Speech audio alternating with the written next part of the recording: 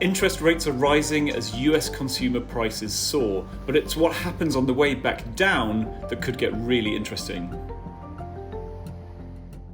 The Federal Reserve raised rates by 0.75 percentage point on Wednesday, its fourth hike of that size so far, and a tough move designed to show that Fed Chair Jay Powell and his colleagues are serious about getting the rate of inflation down to the official target of 2%. Powell said that rates may have to go higher than the Fed had earlier projected, even if they'll probably rise in smaller steps from here on in. It's almost certain that if rates do go high enough, inflation will fall, and it has to because that's the only tool the Fed has.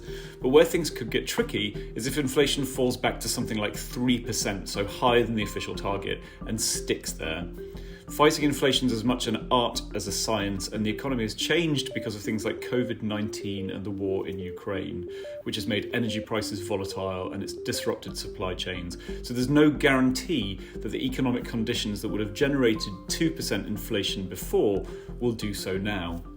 So if inflation stubbornly refuses to fall back to 2%, what then? Well, one option is just for the Fed to keep raising rates. That's going to hurt borrowers even more though, put people out of work and create political frictions. Some Democrats are already blaming the Fed for plunging millions into misery, and some Republicans have blamed Powell for being behind the curve and letting inflation run amok in the first place.